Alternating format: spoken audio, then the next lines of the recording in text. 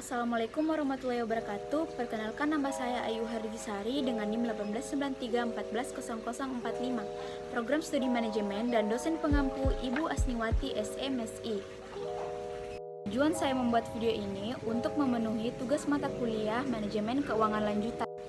Materi yang akan saya jelaskan kali ini mengenai pasar modal. Terlebih dahulu, kita harus mengetahui apa sih itu pasar modal. Pasar modal ini mempertemukan pihak yang membutuhkan dana jangka panjang dan pihak yang membutuhkan sarana investasi pada instrumen finansial seperti saham, obligasi, reksadana, dan lain-lain. Ada terdapat dua fungsi pasar modal. Yang pertama, fungsi ekonomi, dan yang kedua, fungsi keuangan. Kemudian, manfaat keberadaan pasar modal.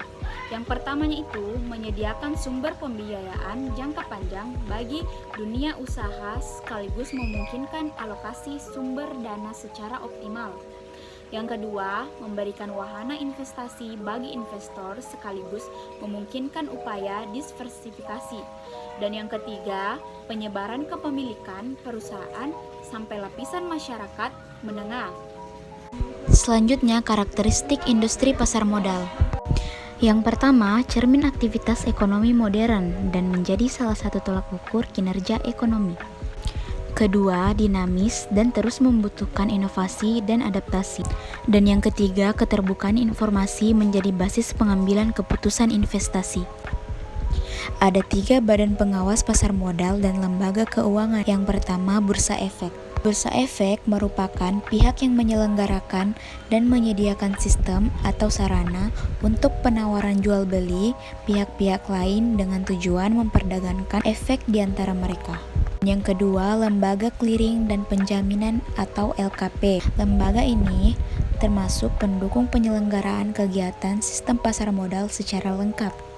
Dan yang terakhir, Lembaga Penyimpanan dan Penyelesaian. Lembaga atau perusahaan yang menyelenggarakan kegiatan kustodian sentral atau tempat penyimpanan terpusat bagi bank kustodian atau perusahaan efek dan pihak lain. Selanjutnya, manfaat go public. Yang pertama, meningkatkan nilai perusahaan. Kedua, ekspansi usaha tidak terbatas. Ketiga, memudahkan akses dana seperti right issue, obligasi, dan hutang.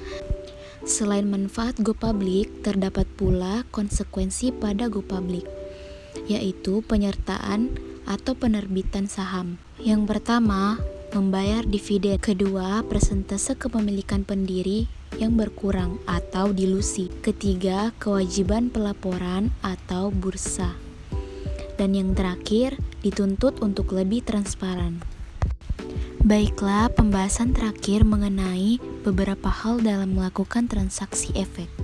Masyarakat investor tidak bisa membeli saham dan obligasi langsung ke Bursa Efek Indonesia, tetapi harus melalui perusahaan efek yang menjadi anggota Bursa Efek. Untuk membuka rekening di anggota bursa dan membuat perjanjian tertulis dengan anggota bursa.